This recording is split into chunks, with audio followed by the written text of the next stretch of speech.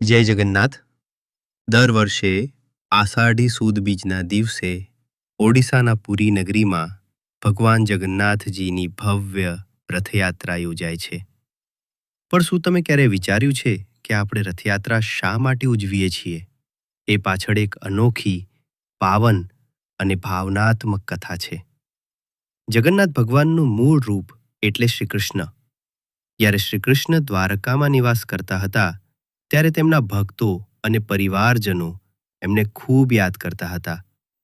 એમાંથી એક વખત સુભદ્રાજી, જે શ્રી કૃષ્ણની બહેન હતી, પોતાના ભાઈઓ શ્રી કૃષ્ણ અને બલરામ સાથે યાત્રા પર જવા માંગતી હતી.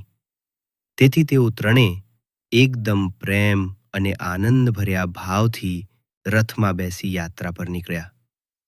કહેવાય છે કે એ યાત્રાની યાદમાં આજ સુધી રથયાત્રાનું આયોજન થાય છે. પરંતુ પુરી ધામની રથયાત્રાની પાછળ વધુ ગાઢ કથા છે. ભગવાન જગન્નાથ પોતાની ધર્મબહેન સુભદ્રા અને ભાઈ બલરામ સાથે દર વર્ષે પોતાના મંદિરમાંથી બહાર આવે છે અને જુદી જગ્યા ગુંડીચા મંદિરે જાય છે. આ મંદિરને શ્રી કૃષ્ણના બાળકપણું જેવા લાગતું મામાનું ઘર કહેવામાં આવે છે. ભગવાન 7 દિવસ ત્યાં વિહાર કરે છે અને પછી પુનઃ પોતાના મુખ્ય મંદિરમાં પરત ફરે છે. આ પ્રવાસને રથયાત્રા કહે છે. આયોજન એવા ભવ્ય રીતે થાય છે કે જગન્નાથ ભગવાન તેમના ભાઈ બલભદ્ર અને બહેન સુભદ્રા માટે 3 અલગ અલગ વિશાળ રથો તૈયાર કરવામાં આવે છે. લાખો ભક્તો તેઓના રથને પોતાની ભક્તિથી ખેંચે છે.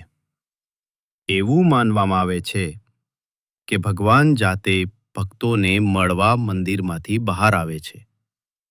જે લોકોને જીવનમાં મંદિરમાં જઈ ભગવાનના દર્શન કરવાનો અવસર મળતો નથી, એમના માટે ભગવાન ખુદ જ રસ્તા પર આવે છે. રથયાત્રા એકતા, સમર્પણ, ભક્તિ અને સેવાભાવનો પરમ પાવન તહેવાર છે. અહીં કોઈ ભેદભાવ નથી. ભક્તો ધર્મ, જાત, ભાષા કે સંસ્કૃતિના ભેદ વગર જોડાય છે. ભગવાન બધાને સમાન પ્રેમ આપે છે, એ સંદેશ આપતી છે રથયાત્રા. ભગવાન જગન્નાથની વિશાળ આંખો બતાવે છે કે તેઓ સદાય ભક્તોને જુએ છે. તેમના હાથ નથી, પણ ભક્તોને સહારો આપે છે. તેમના પગ નથી, પણ ભક્તોની યાદમાં દર વર્ષે રથમાં બેઠા સદાય સંસારની ગલીઓમાં ફરવા નીકળે છે. આવી છે જગન્નાથ રથયાત્રાની કથા.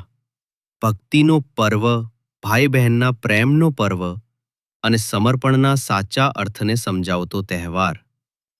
જય જગન્નાથ, જય બલભદ્ર, જય સુભદ્રા.